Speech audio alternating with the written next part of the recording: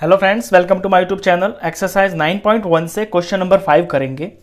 The points P Q R S T U A and B on the number line are such that T R is equal to R S is equal to S U and A P is equal to P Q is equal to Q B. यहां आप एक number line देख रहे हैं, इसके अंदर U S R T A P Q B ये points हैं और ये पॉइंट्स इस तरह से हैं कि इनके बीच में ये पार्ट्स बराबर है।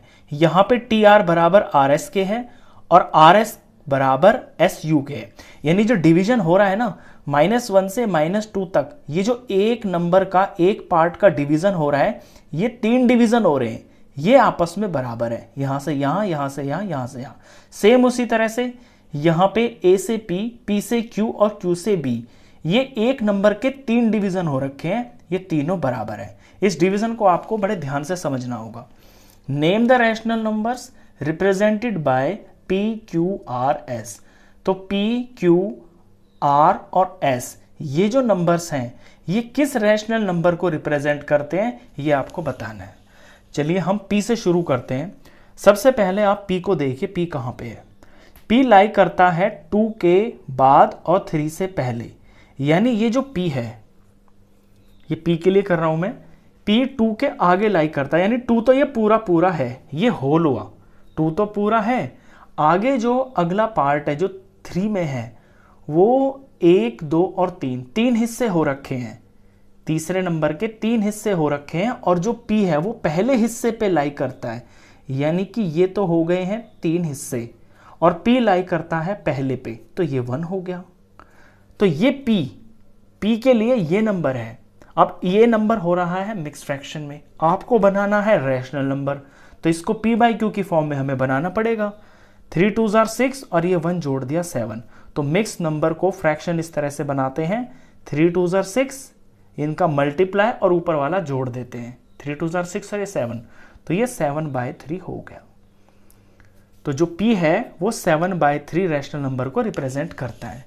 चलिए q के लिए देखिए, q में भी ऐसा ही है।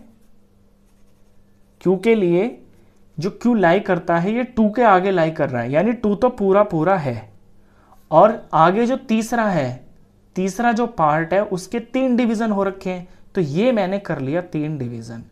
अब q कौन से पे लाई करता है, 1 और ये 2, ये सेकंड वाले पे लाई करता है, तो ये यहां पे 2 लिखा जाएगा। यानी 2 तो पूरे हैं और जो तीसरा हिस्सा है उसका दूसरा पार्ट, ये रिप्रेजेंट करता है q को। तो 3 2 6, 7 और 8, तो ये 8/3 हो गया। हमें आंसर यही नहीं छोड़ देना है, हमें इसका ये फ्रैक्शन भी बनाना है, क्योंकि ये p बाई क्यू की फॉर्म जो होती है यही रैशनल नंबर होती है। चलिए p और q हो गया। अब r को देखिए, r में भी हम ऐसे ही देखेंगे कि ये 0 हुआ, ये -1 हुआ, -1 तक तो हम पहुंच गए हैं पूरा, तो -1 तो ये पूरा हो गया। -1 के आगे जो अगला पार्ट है उसके 3 टुकड़े हो रखे हैं, 1 2 और ये 3, तो जो इससे अगला पार्ट है उसके 3 टुकड़े हो रखे हैं, तो ये यहाँ पे 3 आएगा। और r कौन से पे है, ये r जो है ये फर्स्ट पार्ट पे है, यानी पहला हो गया, दूसरा और ये तीसरा, तो r तो पहले पे लाई कर रहा है ना, तो यहाँ पे 1 आएगा। इस तरह से रीड करना है आपको इस नंबर लाइन को। अब इसको हम ठीक कर लेते हैं, इसे रैशनल नंबर बना लेते हैं। 3 1 3 और ये 4, और क्योंकि माइनस में है नंबर, तो ये -4/3। तो r जो दिखाता है यहां पे रैशनल नंबर को, वो -4/3 है। सेम टू सेम इसी तरह से s का भी पता चल जाएगा। अब s को देखते हैं, ये -1 से आगे है ना, तो -1 तो पक्का है, तो ये हुआ -1।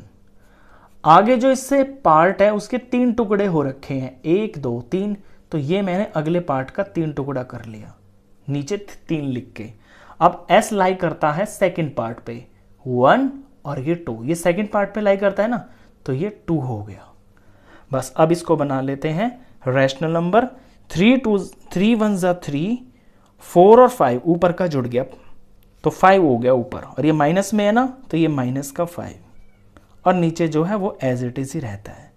इस तरह से नंबर लाइन को रीड किया जाता है और किसी भी नंबर की जो वैल्यू है वो इस तरह से पता की जाती है। क्वेश्चन खत्म। तो इस वीडियो में बस इतना ही। नेक्स्ट क्वेश्चंस के लिए मिलते हैं फिर नेक्स्ट वीडियो में, तब तक के लिए गुड बाय।